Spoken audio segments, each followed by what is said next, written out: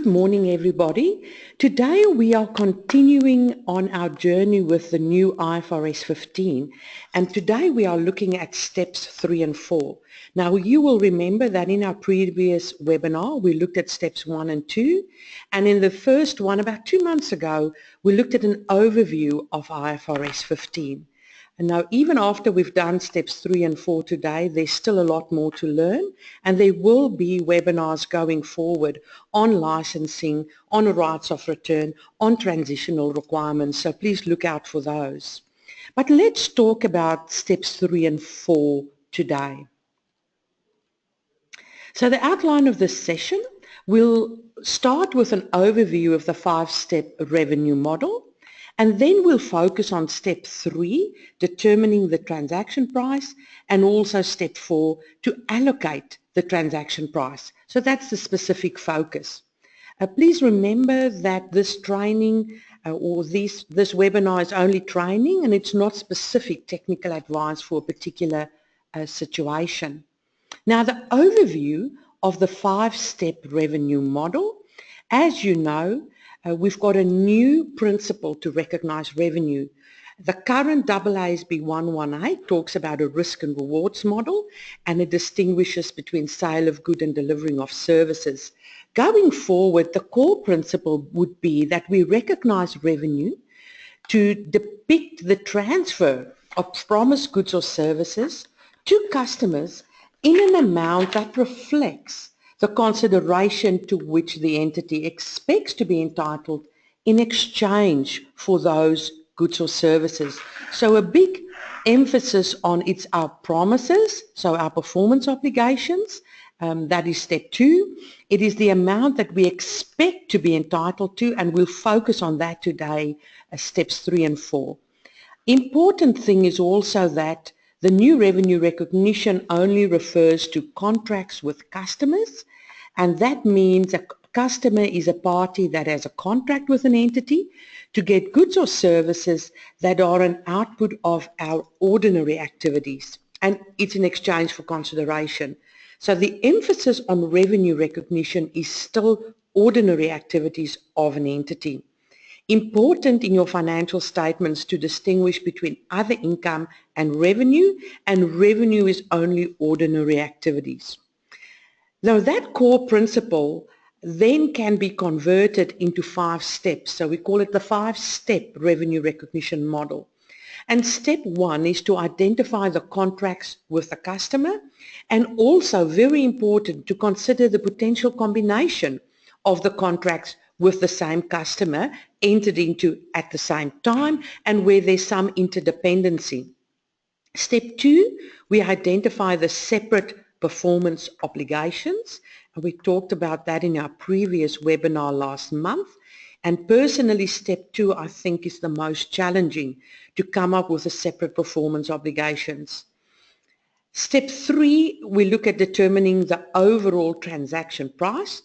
Step 4, we allocate that overall transaction price to the performance obligations which we identified in step 2.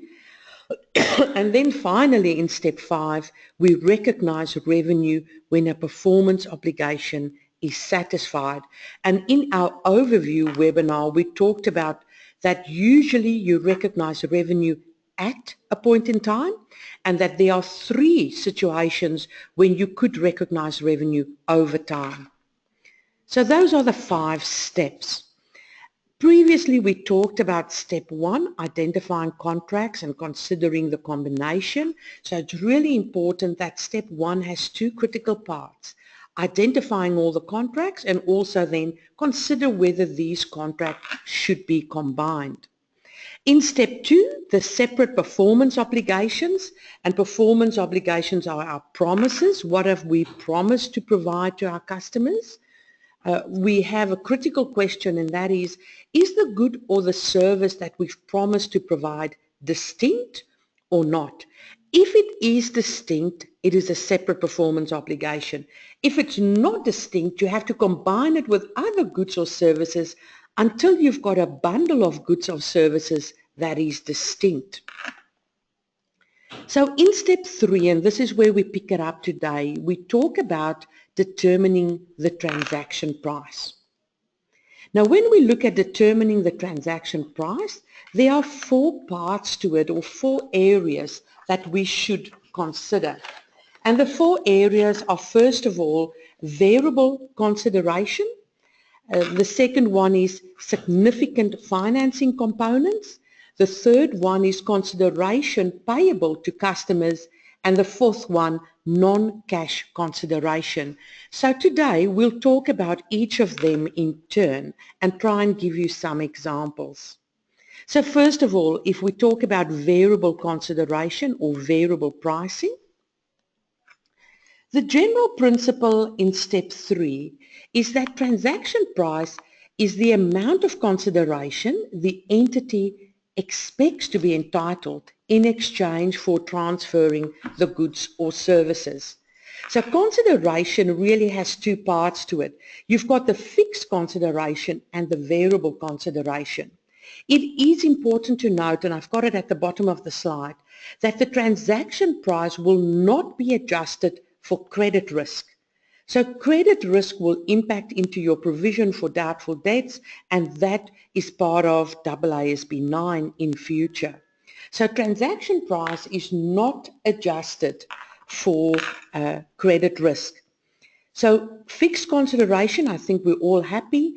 It's a fixed price. We provide a good or a service and there's a fixed consideration. So what do we mean by a variable consideration, and what do we do with variable consideration? So step 3, transaction price, there's fixed consideration, there's variable consideration, and transaction price is not adjusted for credit risk. A few key things. So variable pricing, what are examples or types of variable consideration? What are the things we're thinking about when we talk about variable consideration? So first of all, we talk about sales rebates, we talk about volume rebates, we talk about discounts, whether it's settlement discounts or trade discounts. We talk about refunds and returns. So if you've got any of those, one would argue you've got variable consideration, and you should determine or assess what AASB 15 or IFRS 15 determines in respect of that. Other types of variable consideration could be penalties for late delivery. Now those penalties would reduce your revenue. So variable consideration is not only things that would increase revenue, but variable amounts that would actually decrease revenue. We could also have performance bonuses for early completion. Now, typically we see this in construction contracts. If you complete a contract early or on time, there's this performance bonus. Or if you develop software and you complete it on time, deliver it on time, install it on time, there could be this additional bonus. How do we account for that? Also, contingent consideration. So it's not a guaranteed, we only get it if certain things happened, and it's contingent on future events. And then we also see it around licensing, especially where licenses are sales or usage-based royalties. So if you've got any of these things, you need to consider and assess what are the new rules in IFRS 15. Now, if you've got variable pricing methods, as explained on the previous slide, there's 2 methods that you could use according to IFRS 15 to determine your transaction price. The one method is the expected value method. Now, the expected value method is the sum of your probability weighted amounts, and you deal with a range of possible outcomes. So you'll only use the expected value method where there are a large number of contracts with similar characteristics and there's a large range of possible outcomes. And I'll show you an example very soon. When would we use the other method, most likely amount method? This is where we determine the single most likely amount out of a possible range of outcomes. Now this will be used where there are only 2 possible outcomes. So we only we're either going to get $100 or we're going to get nothing. There's only two possibilities. There you would look at the most likely amount. If there are a number of possibilities, it could be 100 or 90 or 80 or 70 or 60, you'll use the expected value method and you would assign probabilities to each of those possible outcomes. So two methods, and you cannot just pick and choose which method to use. It depends on whether you've got two possible outcomes or a number of possible outcomes. The other thing that's really important to remember about variable consideration are the constraining estimates. So you would only recognize variable consideration if it is highly probable that a significant reversal in the amount of the cumulative revenue recognized will not occur. So highly probable that that amount that you recognize, that there won't be a significant reversal in future. So remember, the overall principle in IFRS 15 is we do not want to recognize revenue and then in future have a reversal of that amount. Therefore, when we recognize revenue in the first instance, we should consider what amount we expect in future and recognize revenue to that amount.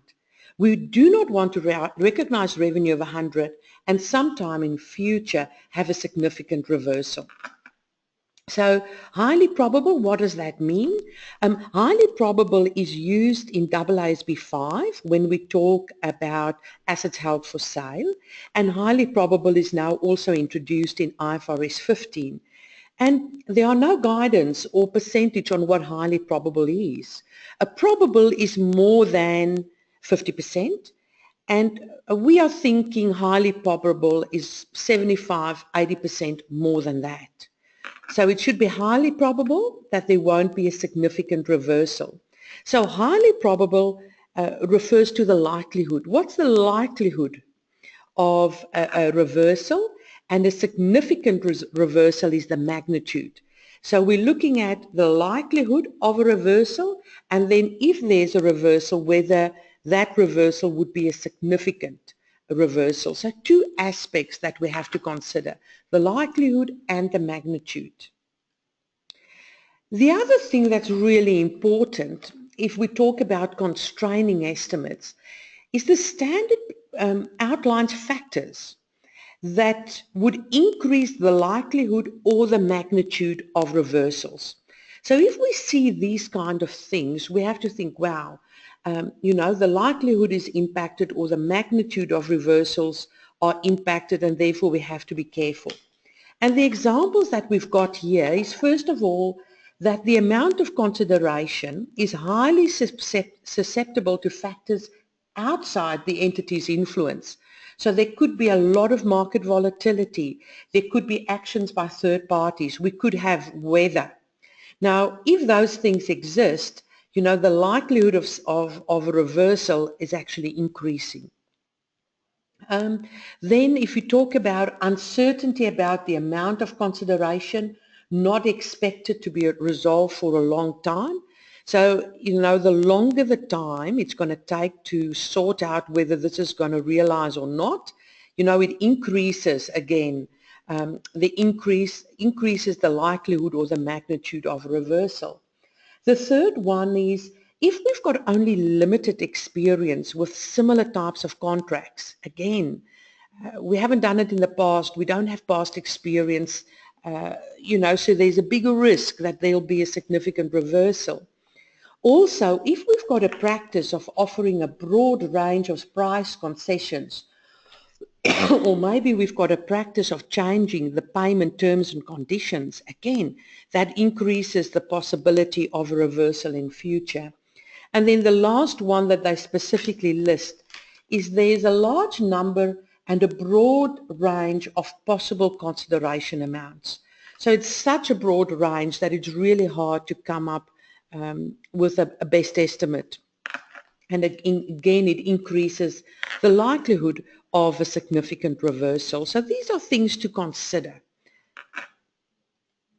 So let's start with or look at an example. I've got a number of examples today. So this is example 1, looking at determining the transaction price and specifically around variable consideration. So in this example, we say that ship company enters into a contract to build a ship for $200,000. Now, if the ship is completed on time, ship will receive a performance bonus of $100,000. Now, this amount reduces by $10,000 per week for every week that ship company is late. So really we're saying, we would like to encourage you to deliver on time. Now, ship company is in a lucky position that they've built similar ships before, so they can come up with probabilities. So based on past experience, the probability of them being on time is 25%. The probability of being 1 week late, 25%, 2 weeks late, 20%, 3 weeks late, 20%, 4 weeks late, 10%. And those probabilities have to add up to 100%, which they do. So the question is, in this situation, what is the transaction price? So we've got a contract to build a ship for $200,000. Is the contract price just that fixed consideration of $200,000? No, we should consider these variable amounts. If it's on time, the variable amount would be the full extra 100,000. 4 weeks late, it reduces more and more and more. 4 weeks late, it would be the 60 grand because it reduces by $10,000 per week. So if we work it out, on time, we would say, yes, the fixed is there for all probabilities, but if it's on time, it's 25% probability that we'll get the extra 100,000. If it's 1 week late, we're talking 90,000, 2 weeks late, 80,000, 3 weeks late, 70,000, 4 weeks late, 60,000. So you can see if we multiply out all those probabilities, then in this situation, the transaction price is actually $233,500. So the transaction price is $233,500. That should then in step 4 be allocated across the separate performance obligations and will be recognized as revenue. So that's one example around bonus payments. Now in example 2, we illustrate a slightly different scenario. So in example 2, we say that build company enters into a contract to build an oil rig for $100,000. Now, if the oil rig is not completed in time, there will be a $20,000 penalty. So in this instance, the penalty would reduce the fixed amount. So remember, this variable amount could increase or decrease your transaction price. Now, Buildco has built similar oil rigs before, and there is a chance that the oil rig will be completed. There's a 90% chance that the oil rig will be completed on time. So in this instance, if you're on time, you'll get the full 100,000. If you're not on time, you'll only get 80,000. There's only 2 alternatives. And if you look at the percentages based on past experience, 90% chance that you'll be on time. So what is the transaction price? So in this instance, only 2 possible outcomes. Therefore, we use the most likely amount. And based on the most likely amount, it's most likely, 90% likely, that the transaction price will be the 100,000. And remember, we're looking at highly probable that there won't be a significant reversal. So highly probable, more than 75–80%. So that is example 2. Now, in example 3, I continue with the same facts that we had in example 2, but in this instance, it is the first time that build company has ever built an oil rig. And therefore, it's difficult for them to come up with a probability.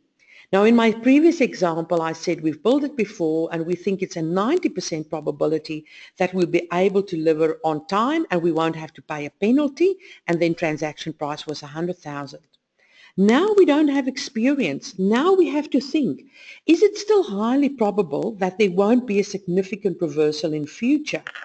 And how does that impact our transaction price? So here the transaction price would only be the 80,000. Because we've got no previous experience, we cannot come up with a probability. One could potentially consider, look at the project plan and how good are we or have we been in the past delivering on similar project plans or on project plans in general. So there's a number of things to take into consideration, but here we are worried that it's not highly probable that there'll be a significant reversal. So we do not want to recognize revenue of 100,000 and then we run late and then there's a reversal of 20,000. That's what we want to prevent. All right, so I thought before we look at example 4, I would like to ask you a question. So let's see. The first question I would like to ask you is, do you provide settlement discounts to your customers? Because if we've got settlement discounts that we provide to customers, and whether it's written into the contracts or not, we should take that into account when we determine our transaction price. A settlement discount is actually an example of variable consideration. So do you provide settlement discounts? Because if you do, we really have to think about that. It's not only what's written in the contract, it could also be settlement discounts that are customary business practices. So if people pay within 30 days, 60 days, do you give them a discount? If you do that, and it's not, it would impact your transaction price and the recognition of revenue. So let's see, we've got, at this stage, only 50% of people voted. Please let me know whether you've got settlement discounts. It's a bit of informal research to see how many people provide settlement discounts. Often when I do presentations, I get questions around settlement discounts, so I just wanted to get some idea to what extent it is really happening in practice. Oh, we're up to 60%, so let's look at that. So if we look at the results, you can see 13% of our attendees indicate that they provide settlement discounts, and we have to think about the impact on the transaction price. And then 5% unsure, and a big percentage, 82%, don't provide settlement discounts. So I'm actually surprised by that. Thank you very much for participating. It's interesting to know. So let's move on to our next example. So you should be seeing my example. Yes, that's right. So in this example, I want to illustrate the impact of volume rebates or volume discounts. Now in this example, so example 4, basic information. So Widget Company signed a 1-year contract with BMW to supply widgets for the following or at the following prices. So if the sales volume is between 0 and 100,000 widgets during the year, the price will be $10 per widget. If BMW actually buys between 100,000 and 200,000 widgets, the sales price will come down to $9 per widget. And then if they buy more than 200,000, it will be $8 per widget. Now again, based on past experience, Widget Company estimates that the total sales volume will be 150,000 widgets. Now again, we've talked about this before, but it's really important for companies to know what kind of data they have to start to gather to assist them in applying the new IFRS 15. So here, based on past experience, Widget Company knows how many widgets they sell to individual customers, and based on that, based on what's happened in the past, they can come up with the estimate for the future. Now, I realize that past experience is not the only indication of what you expect in future, but it's one of the things. So you don't necessarily need it, but it would greatly assist you. Let's put it that way. So in this situation, at reporting date, so let's say we entered into the contract in April, reporting date is 30 June. At reporting date, a widget has sold 30,000 widgets. At that stage, how much revenue should we recognize? That's really the question. So how much revenue does widget recognize at reporting date, let's say 30 June, and we entered into this contract in April, so there's another 9 months to run, and we don't have the exact sales volume yet. Then the second question is, what are the journal entries to record the revenue at reporting date? So first of all, how much revenue to recognize? Now, we can work out, based on past experience and based on our expectation about the future, that the average price per widget for this particular customer is going to work out to be $9.67. So remember, we do this on a customer by customer basis.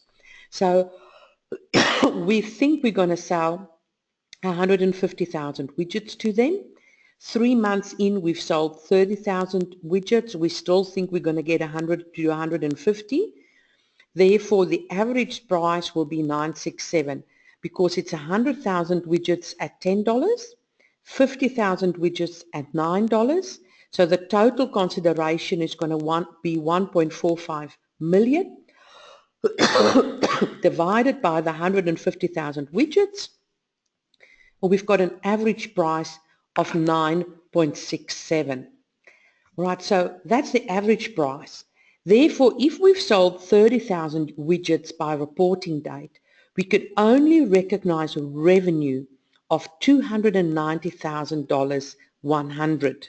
$290,100. So what would the journal be? We sold the first 30,000 widgets, and let's assume we got the cash. So it's debit cash, $300,000. We can only credit revenue on the average price, the $9.67, and the difference is a contract liability. Now, this contract liability will slowly build up as we sell widgets up to $100,000. And then when we sell the widgets between 100,000 widgets and 150,000 widgets, that contract liability will slowly decrease. Right, so really important with volume discounts and volume rebates that we calculate based on our expectation and average revenue. So before we move on, again, I thought it would be interesting to see how many of you have volume rebates. So let's start that poll. So do you provide volume discounts or rebates to customers? Again, if you could give me some information on that, that would be interesting. I just want to see to what extent this happens in practice. Informal research. At this stage, we've got 50% of attendees have voted, and it looks as if volume rebates might be winning the race against settlement discounts at the moment. But let's see if we can get more people to vote. That would be fantastic. Fantastic.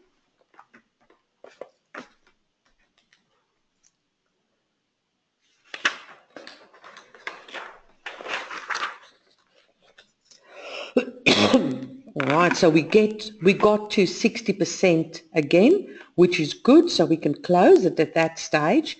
And let's look at the results. So at this stage, you can see volume discount or rebates, 25% of you say that you have them, 71% no, and 4% unsure.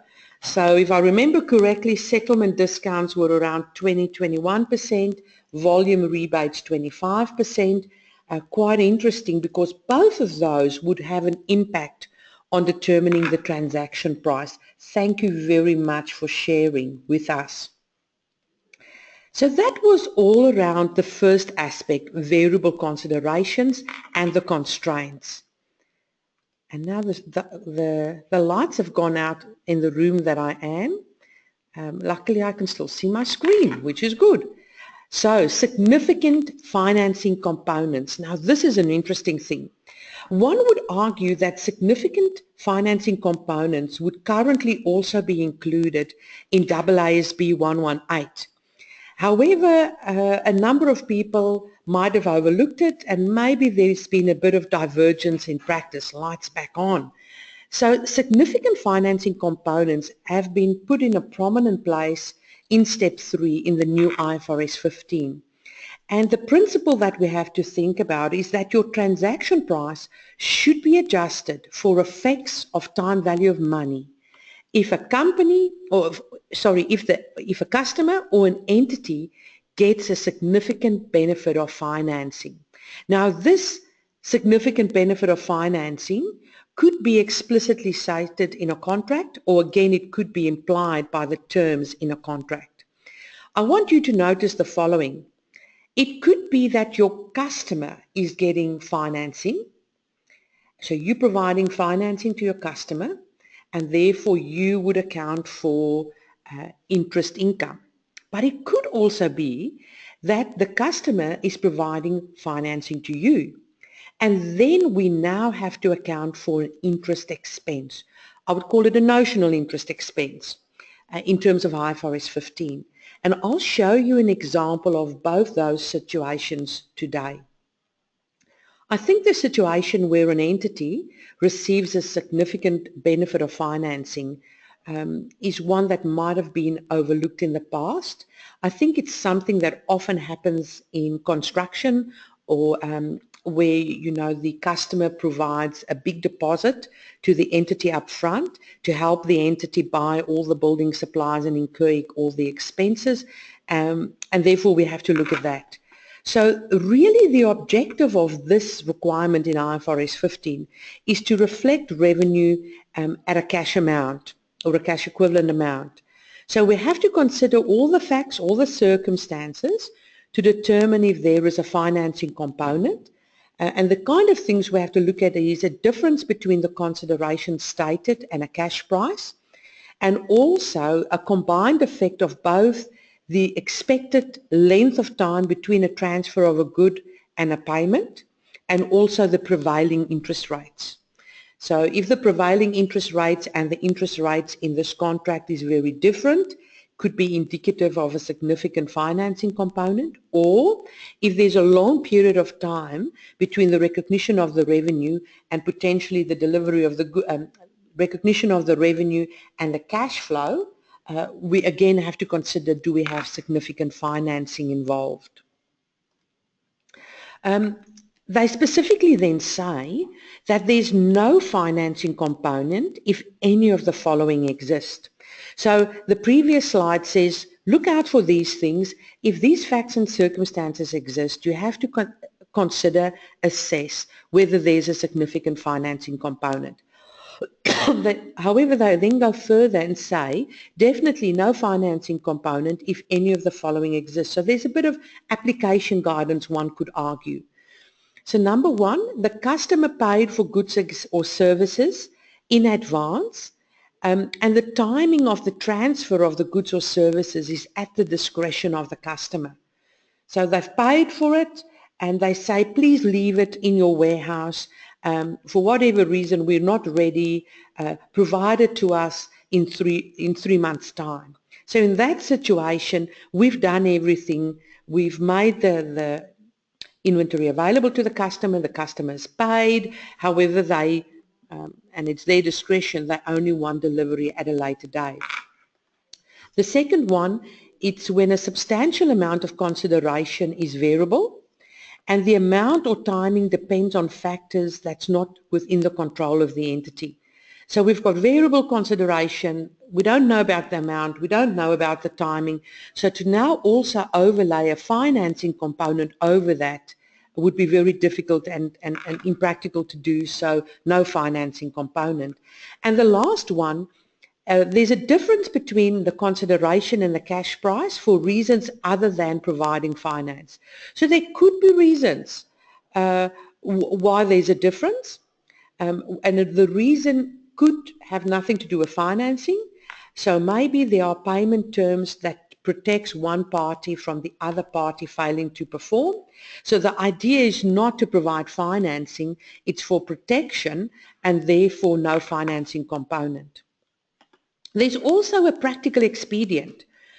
There's no financing component if the entity expects at contract inception day one that the period between transferring the goods or service and the payment will be 1 year or less.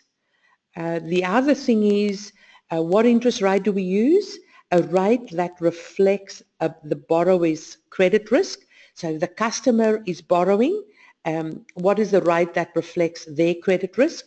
If the entity is getting financing from a customer, then we are the borrower. What is the interest rate that reflects our credit risk? And then how do we present this?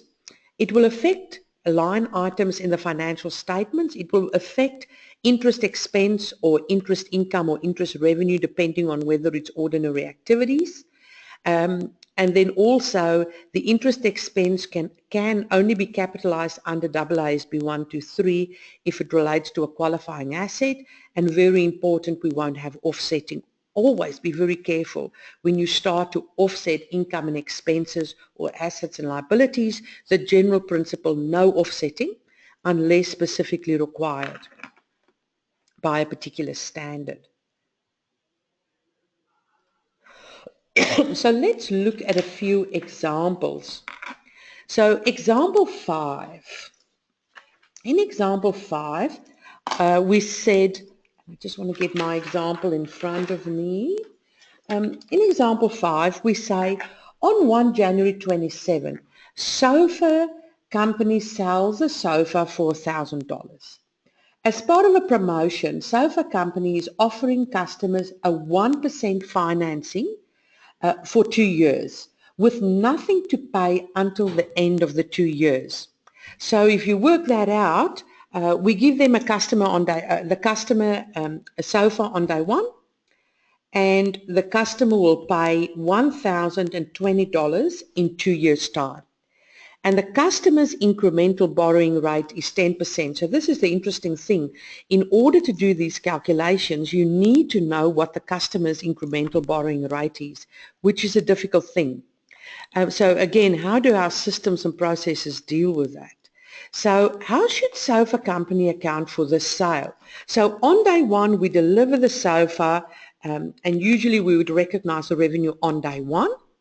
The customer, however, the cash flow will only be in 2 years' time. So how do we recognize the revenue?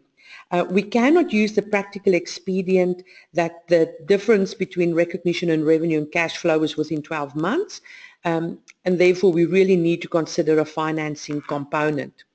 So in this instance, what we'll do is, if we said the incremental borrowing rate of the customer is 10%, you have to go and work out in an amortization table, the transaction price, the cash flow is going to be $1,020 in 2 years' time.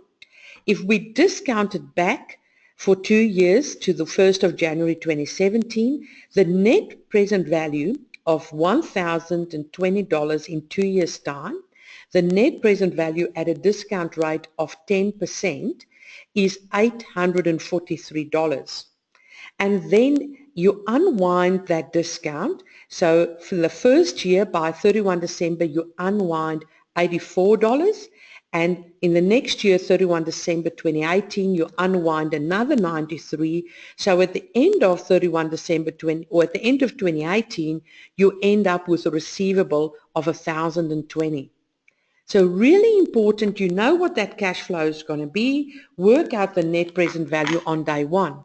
So how does this convert into a journal entry? So the journal would be on the 1st of January when you sell the goods, you would say debit a receivable for the 843 and credit revenue, sale of goods, 843. At the end of that year, you would say debit my receivable with the additional 84 and credit interest revenue, or if this is not your ordinary activities, interest income. And then 31 December 2018, again, debit receivable, credit interest income or interest revenue 93, and then you get the cash flow at the end of year 2, and you would say debit cash, credit receivable by 1,020. So as you can see, in this situation, instead of recognizing revenue, the full amount on day one, you only recognize the net present value of the future cash flow on day one. You unwind the discount over the 2 years and then you get your cash flow. So again, this is an interesting scenario. This is already embedded in AASB 118, but I think there's been a bit of divergence in practice. If we look at the next example, so I thought I should also illustrate the opposite, and that is where the customer is providing financing to us, the entity. How do we account for that? Right, so in this situation, on 1 January 2017, customer company enters into a contract to build a new building. Construction company enters into a contract to build a new building. The completed building will pass to the customer in 2 years' time. So let's assume in this instance, we, construction company, will only recognize revenue in 2 years' time. So we've done all our assessments. It's not percentage of completion. We'll recognize the revenue in 2 years' time. So that's the assumption in my example. So the customer pays $4 million when the contract is signed. On the 1st of January, they pay the $4 million. And construction company, that's us, our incremental borrowing rate is 6%. We are receiving the financing, so we have to look at our incremental borrowing rate. The question is, in this situation where the customer is providing financing to us, construction company, how should we account for this contract? And what would the impact on our revenue recognition be? So we get cash of $4 million day one, and so they're financing us. If we had to go to the bank and get financing, we would have paid interest at 6%. That's really what the incremental borrowing rate is saying. So as I've said earlier, in this situation, we have to account for a notional interest expense. I know we're not paying an interest. There's no cash flow in respect of the interest. However, we need to account for an interest expense because we have received financing. So on day one, we've got a contract liability of $4 million. So, I mean, if we don't build this building, we'll have to pay back that $4 million to our customer. During year 17, if we went to a bank, we would have paid interest of $240,000. In year 18, if we paid interest of $254,400. And that $254,400, you can see, is calculated as 6% on the closing balance of the liability at the end of year 17. So how do we do the journals to reflect this? How does it impact revenue recognition? So you'll see on this slide, on day one, when we get the cash, we say debit cash $4 million. We say credit contract liability $4 million. Because if we never build the building, we owe the customer the $4 million. Then at the end of the year, we say debit interest expense, which will go through P&L, of $240,000. This is my notional interest expense. And we credit contract liability.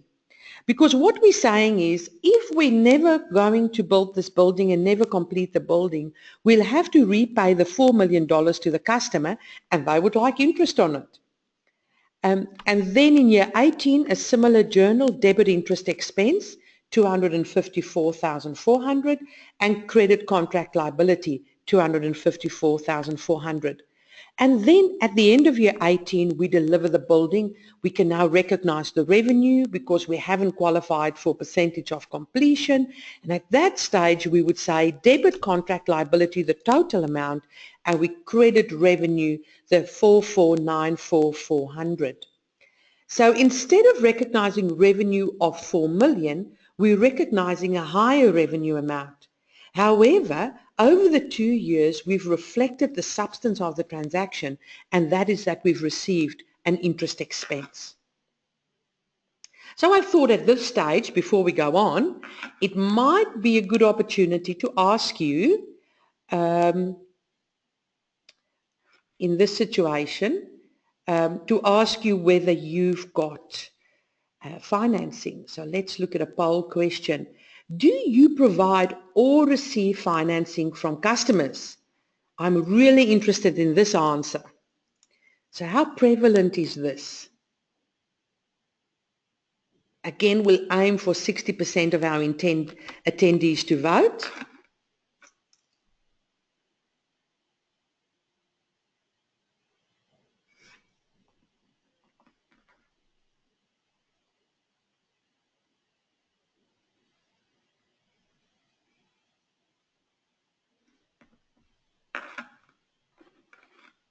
All right, so we're nearly to the 60% voting mark. Oh, there we go. Whoever voted, that made a difference. Thank you very much. So let's look at the results. So 13% of our attendees said that they provide or receive financing, 76% no, and then 11% not sure. So again, something to consider when we start to think about implementing IFRS 15 over the next year or so. So thank you for sharing that and participating in the poll. So we've looked at variable consideration, we've looked at significant financing components. We'll now look at consideration payable to customers. Now, if for any reason we, the entity, pay amounts to a customer, it is important in terms of IFRS 15 that we assess why are we making payments to customers. Usually customers make payments to us. So why, especially in this one contract, why are we making a payment to a customer, and how would that impact our transaction price? Now the big thing here is to determine whether that payment is made for a distinct good or service. If we're making a payment to a customer because they're going to do certain advertising activities on our behalf, fair enough. Then it's a distinct good or service, or potentially a distinct good or service. If not, if we're making a payment to a customer, which is not a distinct good or service, that should be treated as a reduction of the transaction price. So the customer is paying me, and for some reason I'm giving him some of that back, or maybe I'm giving them an amount and then they're paying me a higher amount sometime in future. We are saying there's some kind of linkage between these payments, and therefore those two payments should be netted off and actually reduce the transaction price, and therefore it will impact the amount of revenue that we recognize. The big consideration is, are we making this payment to a customer for a distinct good or service, or if we're not, then it's linked to the revenue and it should reduce the revenue.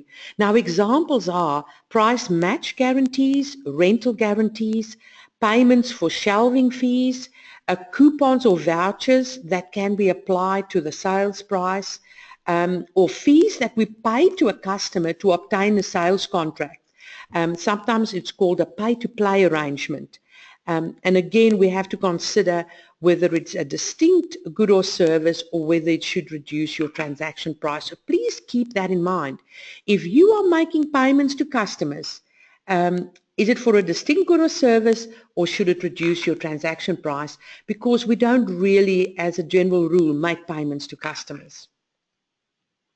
And then the last item to look at as part of step 3 is non-cash consideration. Now when we look at non-cash consideration, if we receive non-cash consideration from our customers, we have to include and measure those at fair value.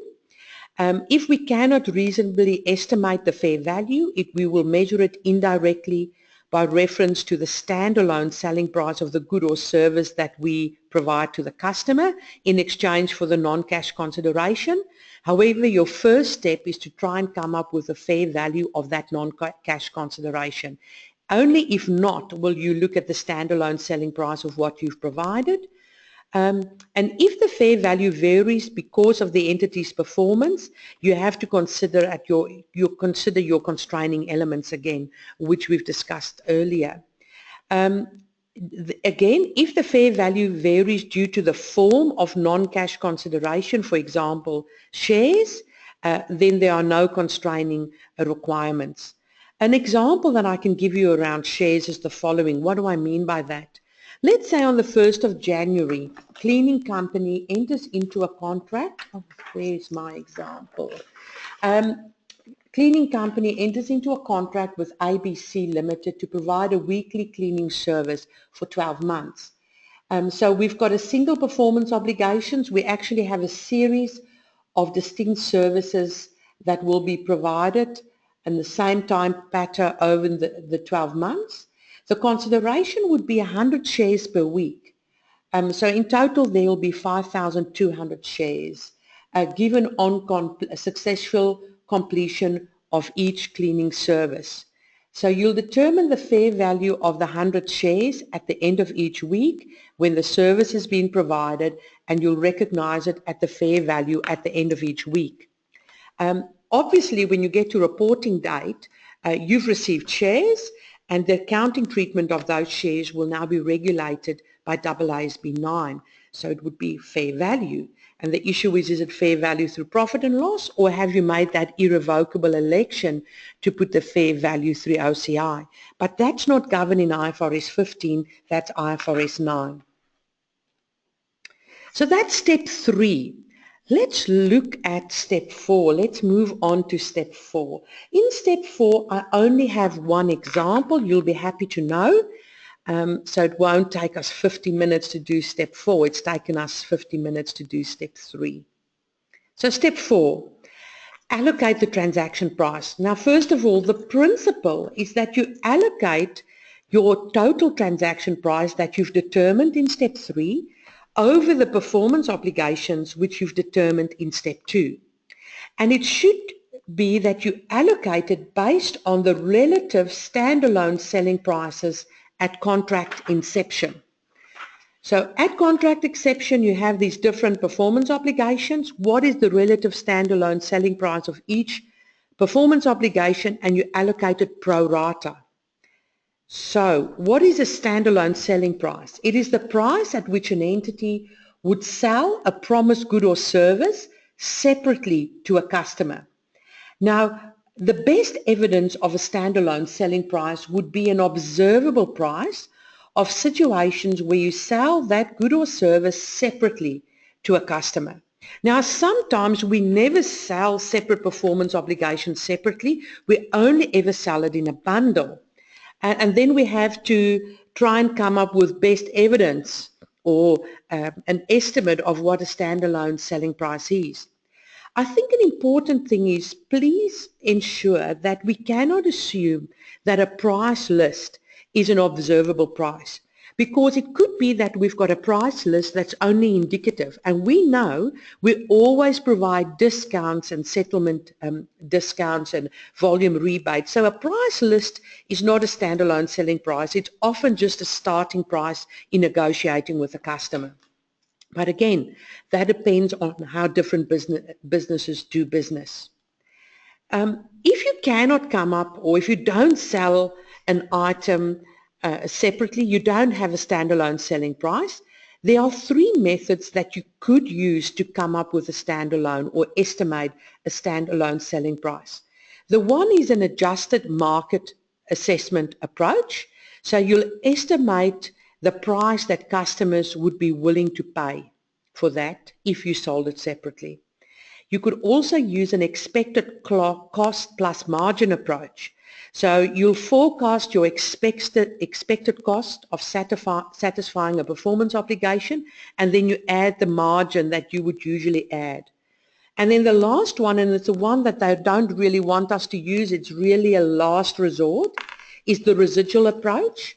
And in the residual approach, the transaction price less other observable standalone selling prices that you've determined. So if you've got 3 performance obligations and you could determine a standalone selling price for performance obligations 1 and 2, you could then, as a last resort, say that the standalone selling price for the 3rd performance obligation is the balancing figure. It's not one that we want, but you could do it that way. The other question now is, what about a discount? You, instead of selling items to a customer in different contracts at different times. You've managed to sell a bundle of goods to them. Because they're buying a bundle, you're giving them a discount. So that discount, how do we allocate it over the separate performance obligations? Should it just go to one performance obligation, or should it be allocated to all performance obligations? Now again, that depends on facts and circumstances. It could be that the discount relates to all performance obligations. You give them a general discount because they've bought so many things from you, so many goods and services. And in that situation, you'll allocate it pro rata over all performance obligations. However, it could be that you've given them a discount that can be specifically linked to a certain performance obligation, and maybe the timing of a certain performance obligation, and in that situation you'll allocate the discount only to that specific performance obligation. So you have to understand, why did I give the client a discount, and does the discount relate to everything or performance of a very particular item. Now I think this is my last example, example 8. In this example I thought, let's look at if we've got a contract for sale of a new Volkswagen Golf, and there's also a 3-year service contract, and we're selling the two together for $26,000. When we look at the standalone selling prices, and let's assume they're available, the Golf, the standalone selling price is $24,000, and a service contract, if you were only selling a service contract to a customer, it would be $3,000. So because the client is taking both, or the customer is taking both, there's some discount of $1,000. How do we allocate the discount over the two? So you would say the total transaction price is $26,000. That $26,000 have to be allocated pro rata over the two standalone selling prices because the discount relates to both. And there you can see how we've done the calculation. My last polling question, I couldn't let you go before a final question. I thought I'll ask you, do you have standalone selling prices for all the goods and services you sell? So do you think you'll be able to come up with a standalone selling price? Or do you think you'll have to use that residual approach? Remember, the standalone selling price is, you sell it separately, or you'll maybe have to come up with an estimate, some indication of what you think. Do you have a standalone selling price that's available?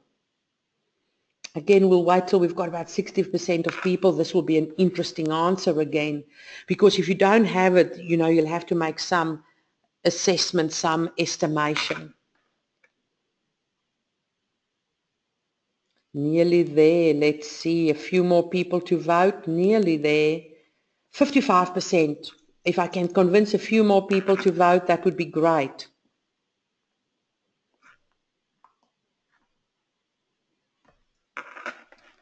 All right. We've got 60%. Great.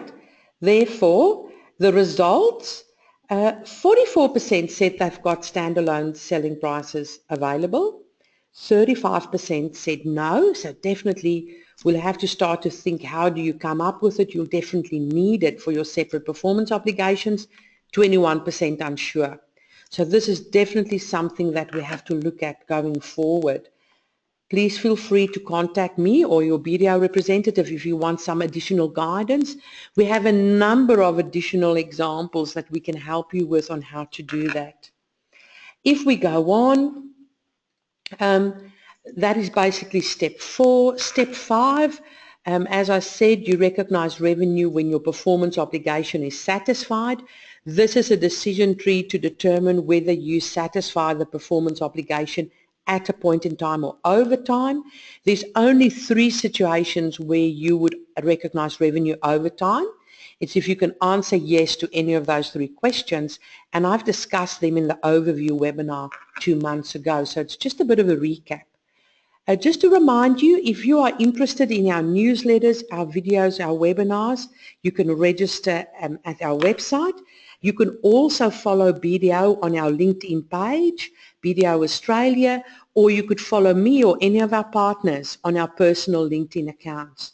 Around IFRS advisory, within BDO, if you want to link with me, Aletta Boshoff, with Wayne Basford in Perth, or Susan Oldmeadow Hall, or Clark Gerald, all people who would regularly post videos or webinars. I want to say thank you very much for joining me for this webinar. Please send through questions. Please contact me if you want to discuss questions. And thank you very much. I hope you have a good day. Miracle has happened. It's 12 o'clock, exactly 6 minutes. I'm not going over time. Thank you very much, everybody.